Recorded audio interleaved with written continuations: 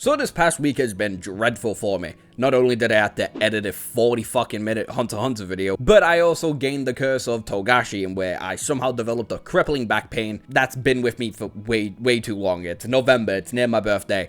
Of course I have to get a crippling back pain that left me in bed for about 3 fucking days, alongside this stupid ass tie that makes me look ridiculous anytime I try and record a short form content, and lo and behold, I'm having a pretty shitty week. But in the midst of me laying in my bed with far too much painkillers in my system, I am watching this edit of a little romance anime that just came out by the name of How I Attended an All Guys Mixer. And the edit was very cute, and I do what I do best anytime I find something cute. I go and try and find the original source of it, which took way too fucking long, cause it was on nothing. Sorry, it's on Amazon for like 50p a chapter. I'm not doing that.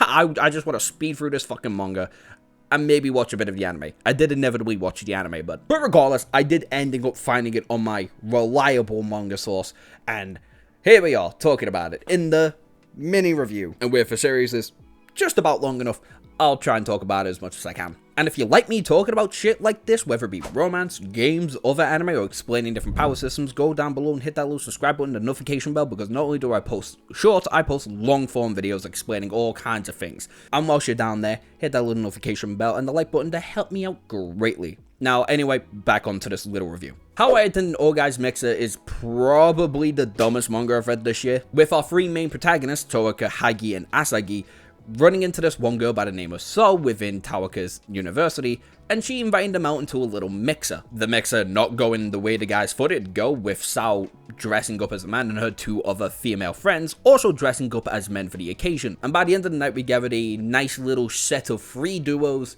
that will slowly but surely fall in love with each other by the end of the manga. Hopefully. Sticking a sweet ass fucking time with it, but we're getting there. Oh yeah, right. The other girls, they're called Kohaku and Fuji. Because if I'm gonna jump into talking about this manga immediately, the biggest flaw with it is how long it's taking its time. Yes, it is only 56 chapters by the time I'm recording this video, and yes, every other chapter is specifically orientated around different people. So say like one chapter, it will be around Sou and Tawaka and the relationship slowly blossoming very slowly. And then the next chapter will be hijinks ensue with Agasi and Fuji doing some sort of doujin romance manga thing that Agasi has no idea about, because they are the epitome of a golden retriever and a black cat relationship. And even though that romance really isn't going anywhere anytime soon, I wouldn't even be surprised if by the end of the series we get found out that they were going out like immediately. And then the next chapter after that, probably heading towards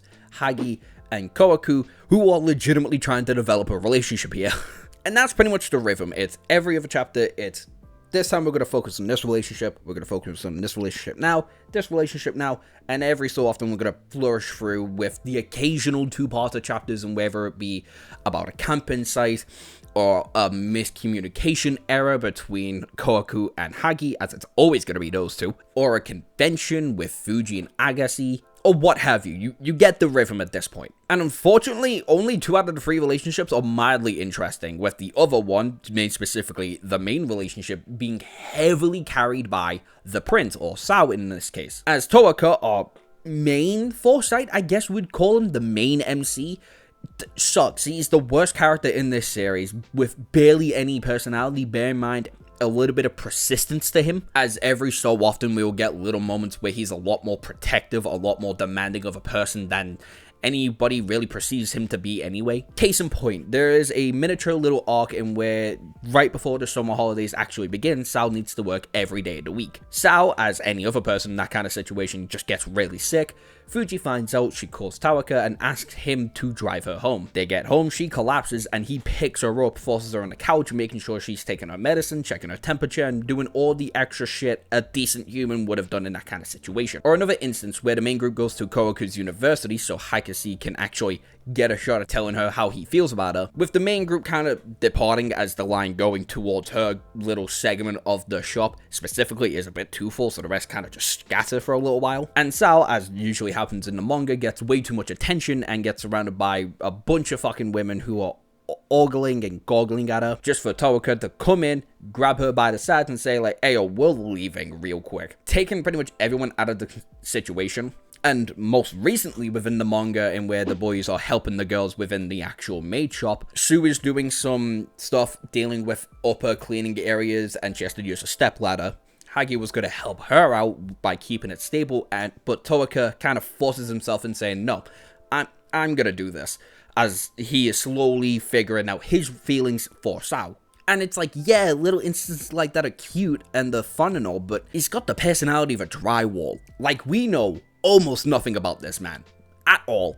We know he writes, we know he's in the same university as Sou, and sometimes he can be a bit more demanding than what people perceive. But I'm pretty sure he's meant to be like that stereotypical shy man who can do what he's meant to do, can be persistent when he needs to be. He can be a representation of what a nice man should be able to do in this situation. As the other boys, being the overly emotional idiot and the actual fucking golden retriever, fit their roles pretty obviously. And Sou, in this instance, is a very persistent woman. It's hinted at way early on in the manga, I believe, specifically at the camping site, that she really doesn't want this specific relationship she's trying to get to fail for some reason or another. I'm hinting that there might be a little bit of a backstory in where she might have fucked it up by being a bit too persistent, the guy being weirded out by she does cross-dressing and shit.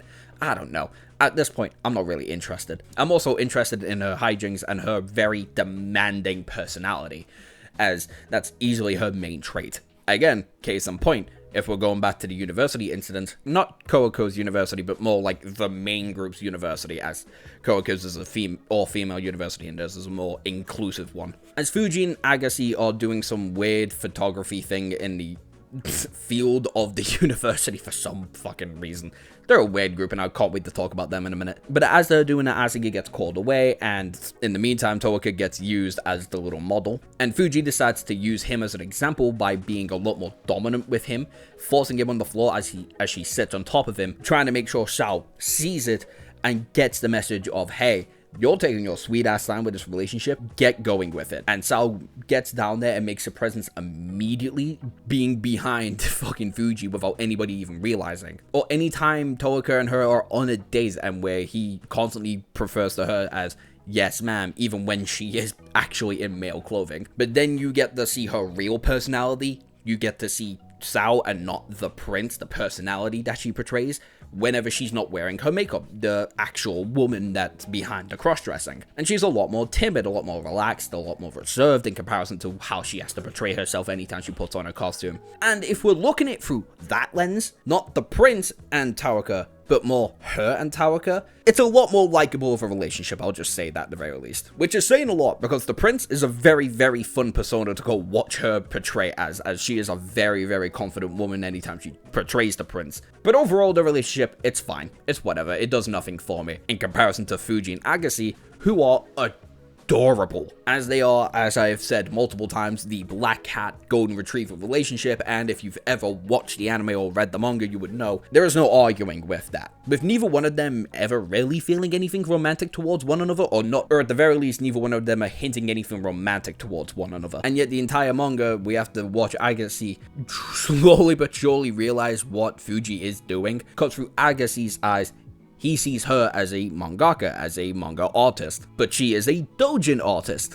And she doesn't want to reveal that, as he is a very helpful model and soon-to-be artist assistant to her. And there's multiple different funny instances, i.e. the convention. Both times they go to the convention at the very least, in where the first time Agasi has to wear a dog collar so she can't lose him, forces him at the stand, and he is just a helpful little boy. And then through the second time, we get to see them in handcuffs so he doesn't end up picking up the manga and reading what she's been drawing. And then the other mangaka who ends up seeing this happen, it's a little collaboration thing in this specific instance, and he does the exact same thing. And it's funny, it's cute, it's funny as fuck, and I love it. And anytime all 6 of them end up going on a date or going on a little trip somewhere, whether it be the beach or the camping site, they're just having fun, and I love it. It's adorable, but romantically, it doesn't really scratch anything. They're just the cutest duo on the list, and I like it for that. In comparison to what is perceived to be the main romantic interest in this story, Kohaku and Hagi, they definitely get the most amount of flourish in this. but they are the definition of misunderstanding and fucking idiot. As the start of their relationship starts off with the pair of them not really liking each other, or at the very least Kohaku not liking Hagi, but Hagi not liking her because he doesn't want to like a guy, with it slowly coming to Hagi thinking he's bisexual because he likes her in her male outfits. Then he ends up seeing her as a woman and is like, oh no, I just like her for her, okay. And then there's the camping trip in where there was a misunderstanding because Kohaku tried to go over to his house and she ends up seeing there's another woman there, mistaking it for his girlfriend when it's his sister. Big fucking yikes. And in the more recent chapters in where the misunderstanding wall that is between them crumbles completely, and the pair of them understand, or at the very least, Hagi knows his feelings towards Kohaku, and Kohaku now understands her feelings-ish towards Hagi. But she understands his feelings towards her, but he doesn't understand her feelings towards him. It's very much a one-way tunnel, if you catch my drift. With the most recent of chapters, Kohaku finding out how she feels about him, because now she knows how he feels, and she's just more so lost in the sauce, if you will. She is very, very conflicted on what's going on. And that's pretty much it. There's not a lot of this story, like I mentioned beforehand, and I could go into more instances, like the camping trip, or the zoo, or multiple times where the main group have helped the girls in the bar, or the other time where the guys helped Kohaku and her family business over at the beach, and where the main group constantly get, like, nice little moments, specifically Tokiwa and Sou, but again, the DMCs, they get the most amount of romantic moments, with my personal favorite one being the camping trip in where she's like, the moon looks beautiful tonight, trying to get him to confess his feelings. Oh my god, right, the gag.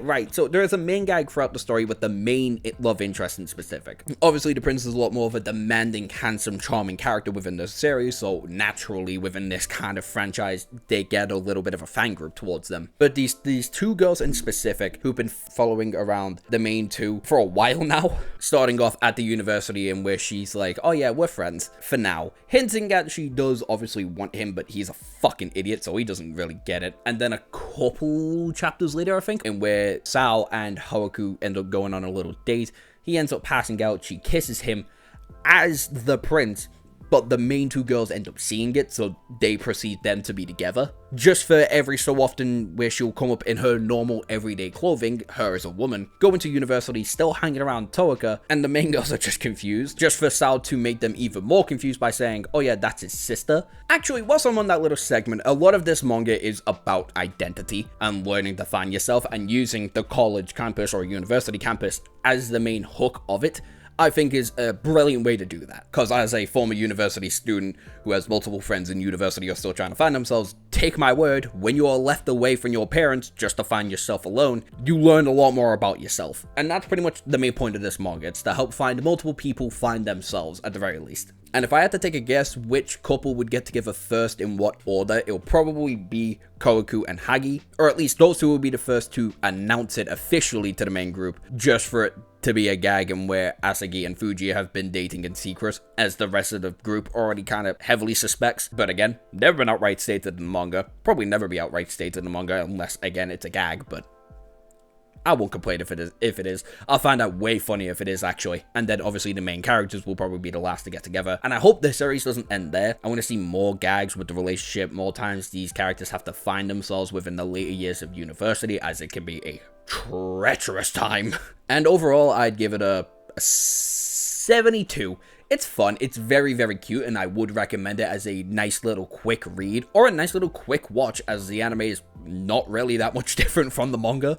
Bear in mind, voice acting, music, sound effects, and a very, very, very fun outro song. And yeah, that's it. I'm j.r.k. Here's my Hunter x Hunter video. Here's a random playlist that you'd probably like to go watch. There's my main face in the middle. Go click it and subscribe. And that's it. Bye.